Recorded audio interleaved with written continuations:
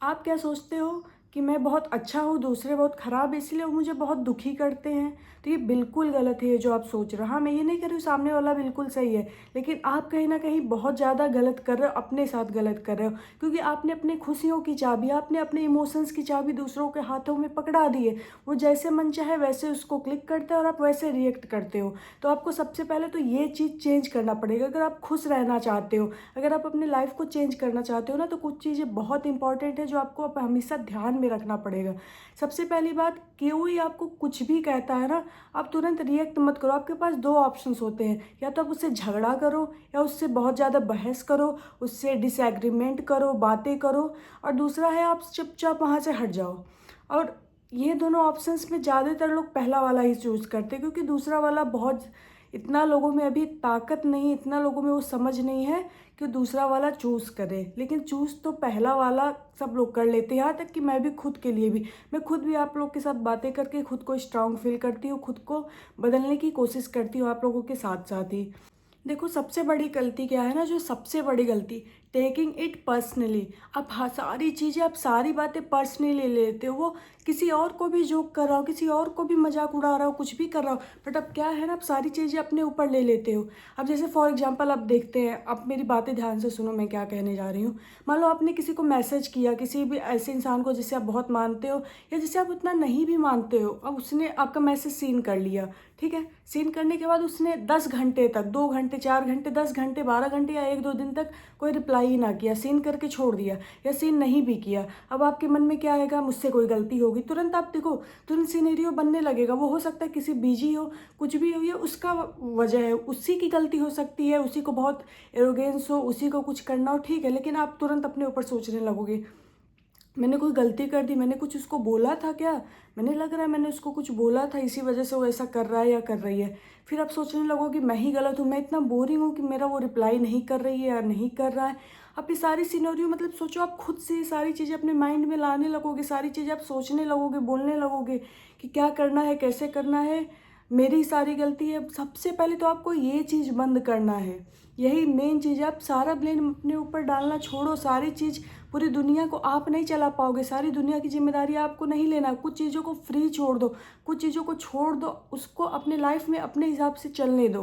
तो सबसे main point तो मैं आपसे यही कहूँगी। देखो, क्या है ना, सारी चीज़ आपसे रिलेटेड नहीं होती। मैंने अभी जो एग्जांपल दिया, वो सिर्फ आपके वजह से आपको रिप्लाई नहीं दे रहा, हो सकता है उसका मूड ख़राब, उसके साथ कुछ गलत हुआ हो, मतलब अपनी पर्सनल लाइफ में कुछ परेशान हो, या वो मतलब आपसे गुस्सा हो कि आपके नहीं, वो अपने से ही कुछ गुस्सा है, किसी और से गुस्सा है, लेकिन वो गुस्सा आप पे निकाल रहा है। तो हर चीज़ आपको अपने ऊपर नहीं लेना, सारी चीज़ों को आप ही से कुछ लेना देना नहीं होता है। अब जैसे एक दूसरा एग्जांपल लेते हैं कि आपको किसी ने बहुत रूडली कुछ बोल दिया, आपको किसी ने कोई बहुत रूडली बात कर दिया।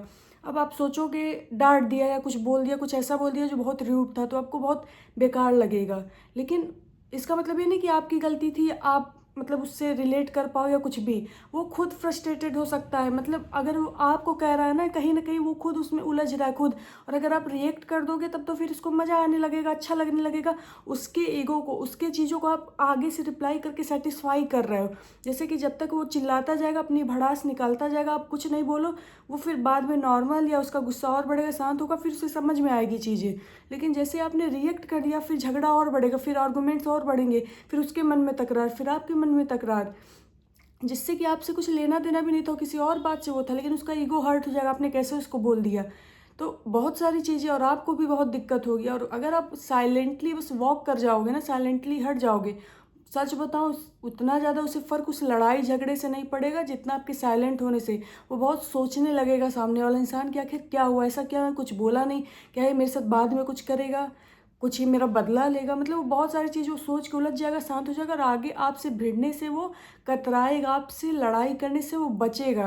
तो ये सबसे बड़ा मंत्रा है इस चीज़ का, कि आप इसको ध्यान से समझो कि मैं क्या कहने की कोशिश कर रही हूँ। अब हर बार नहीं, अगर वो आपसे एक बार लड़ रहा है, 2 बार, देखो समझदार होगा थोड़ा भी, दो तरह के पर्सन होते हैं। एक, आप लड़ना शुरू करोगे ना, फिर वो शुरू करेगा, फिर आप शांत हो जाओगे तो वो भी शांत हो जाएगा, एक बार और आपको प्रोवोक करेगा, फिर आप शांत हो जाओगे तो फिर धीरे धीरे शांत हो जाएगा, आपसे लड़ाई नहीं करेगा। एक आती दूसरी किस्म, भाई है इतने बेहुदे इंसान होते हैं। मुझे ये वर्ड नहीं यूज करना चाहिए लेकिन मैं कर रही हूँ क्योंकि मेरे लाइफ में ऐसे लोग हैं। एक बार वो आपसे झगड़ा करेंगे, बोलेंगे, आप नहीं बोलोगे, दोबारा टॉन्ट मारेंगे, नहीं बोलोगे, फिर उनको वो आदत लग जाएगी कि ये तो कोई जवाब ही नहीं देता, ये मुझसे डरता, ये भी होता है, ये दूसरा पहलू भी है। तो जब ऐसा आपके साथ बार बार होने लगे ना, तो मैं ऐसे के लिए नहीं कहने कि आप जीवन भर शांत रहो, नहीं, ऐसे में आपको तगड़ा जवाब देना होता है। ऐसे लोग को जवाब चाहिए ही होता है, बिना जवाब के नहीं समझेंगे। तो ऐसे लोगों को मैं कह रही हूँ कि ऐसे लोगों को एक बार, दो बार, चार बार वो आपके साथ करे, ठीक है, अगर यही बार बार वो आपके साथ रिपीट करे ना, तो इतना तगड़ा जवाब दो कि हमेशा हमेशा के लिए शांत हो जाए। और सच बताओ, उनको यही जवाब चाहिए था। जब उनको ये लग जाएगा ना कि अरे ये भी जवाब देने लगी है, अरे ये भी जवाब देने लगा है, अब मैं कुछ बोलूँगा, फिर उसके मन में डर बैठ जाएगा कि अब मैं कुछ बोलूँगा तो फिर ये झगड़ा करेगी, फिर मुझसे जवाब देगी, तो इस टाइम वो चुप हो जाएगा। तो ये दोनों दो अलग अलग पहलू थे और दोनों की अपनी अपनी जगह है। हर जगह हर चीज़ को नहीं सेट कर सकते। पहली वाली अपनी जगह सही है, दूसरी वाली बात अपनी जगह सही है। और देखो, सबसे बड़ी बात है ना कि आप जितना लोगों के अलाउ करोगे, सिर्फ जितना अलाउ करोगे अपनी लाइफ में इंटरफेयर करने के लिए, अपने लाइफ में उनको दखल देने के लिए, कितना इंपॉर्टेंट उनकी आपकी लाइफ में, उतना ही वो आपकी लाइफ में घुस सकते हैं। अगर आपने खोल रखा है ना, आप अपनी सारी बातें शेयर कर रहे हो, कुछ भी। अब जैसे एक एग्जांपल लेके इसको भी देखते हैं कि किसी ने आपको बहुत ज़्यादा हर्ट किया, बहुत ज़्यादा दुख पहुंचाया, फिर आप उसको माफ़ कर दिए, फिर वो आपके पास है, उसे फिर वो दोबारा वो चीज़, उसकी टेंडेंसी, ह्यूमन टेंडेंसी है, फिर वो रिपीट करेगा, क्योंकि उसके अंदर कोई डर नहीं है, कोई ये नहीं कि कोई ऐसी बात होगी नहीं है, चलो ये फिर मुझे ऐसा माफ़ कर। लेकिन आप जब कोई ऐसा एक बड़ा सज़ा या फिर एक ऐसा पनिशमेंट उसके लिए रखोगे, ऐसा करने से, या फिर उससे तुरंत मूव ऑन कर जाओगे, उसे छोड़ दोगे, चाहे वो कोई रिलेटिव हो या फिर आपका लव रिलेशंस हो या कोई भी हो, गर्लफ्रेंड बॉयफ्रेंड या कोई भी मैरिड लाइफ भी हो, उसमें भी अगर आप थोड़ा उससे स्टेप आउट कर जाओगे ना, तो फिर उसको उस चीज़ की कीमत समझ में आएगी कि अगर मैं ऐसा करूँगा तो मुझसे इतने दिन तक बात नहीं करेगा, मुझसे बात नहीं, मुझको इग्नोर करेगा या करेगी। तो फिर उसके सारी चीज़ें उसके दिमाग में आने लगेंगी और आप तुरंत तुरंत माफ़ कर दे रहे हो ना, फिर उसकी टेंडेंसी बन जाएगी आपके साथ वही कर, फिर वो आपको एक तरह से कंट्रोल कर रहा है, बार बार आपको परेशान कर रहा है, आप खुद परेशान हो रहे हो, टेंशन ले रहे हो, लेकिन फिर उसको अपने लाइफ में आने दे रहे हो, तो बार बार वो आपको और परेशानी बढ़ाएगी आपकी, और आप और परेशान होगे। आप अपनी लाइफ को अपने हिसाब से जी ही नहीं पाओगे। आप तो उसके हिसाब से अपनी लाइफ जी रहे हो ना, कि उसका जब मन कर आपकी लाइफ में आ रहा है, उसका जब मन कर आपकी लाइफ से हो जा रहा है। तो फिर इसमें गलती किसकी है, सच बताओ। एक इंसान आपको एक बार धोखा दे के चले गया, ठीक है, उसमें उसकी गलती कि उसने आपको धोखा दिया, लेकिन जब वो दोबारा आप उसको एक्सेप्ट कर ले रहे हो, फिर दोबारा धोखा देने का मौका दे रहे हो ना, तो ये साफ साफ आपकी गलती, उसकी कोई 1% भी उसकी गलती नहीं है, क्योंकि वो तो जान ही गया, उसकी तो आदत, उसकी फितरत है, वो ये करेगा। लेकिन संभलना आपको संभलना पड़ेगा कि आप कैसे अपने आप को संभालते हो और उस सिचुएशन से कैसे खुद को निकालते हो और कैसे संभलते हो, कैसे ओवरकम करते हो। अब देखो, कुछ लोग सोचते हैं कि इमोशनल स्ट्रेंथ होने का मतलब है, इन सारी चीज़ों से हटने का मतलब है एकदम आप इमोशनल लेस हो जाओ, आप कोई रिएक्ट ही ना करो, आप किसी के, ऐसा बिल्कुल नहीं, मैं ऐसा नहीं करूँ। जहाँ आपको ज़रूरत हो, देखो इसके भी दो पहलू है, जहाँ एक ज़रूरत हो आप वहाँ रिएक्ट करो, लेकिन जहाँ नहीं ज़रूरत हो वहाँ बिल्कुल रिएक्ट ना करो। कभी कभी ज़रूरत होती है आपको रिएक्ट करने की, जब बहुत अति हो रही हो, जब कहीं ना आपकी फ्रेंड, फैमिली या फिर आपके मम्मी पापा या बहुत सारे ऐसी चीज़ें बाद में आ जाएं जहाँ जिनकी रिस्पेक्ट नहीं होनी चाहिए थी, वहाँ आपको खड़ा होना पड़ेगा, वरना वहाँ आपको कायर बोल दिया जाएगा कि अरे इसके साथ ऐसा हो रहा था, उसके साथ वैसा हो रहा था, इसके खुद के पापा मम्मी को या भाई बहन को या फ्रेंड को किसी ने ऐसा बोला, वहाँ चुप रहा, वहाँ आप बोलिए। लेकिन जब आपको खुद कोई छोटी छोटी बातों पर प्रोवोक कर रहा है ना, वहाँ आप शांत रहो। और इमोशनली स्ट्रेंथ या स्ट्रांग होने का मतलब ये बिल्कुल नहीं है कि आप रो नहीं रहे हो, आप बहुत स्ट्रांग हो, आप हर तरह से डिटैच हो जा रहे हो, बिल्कुल नहीं।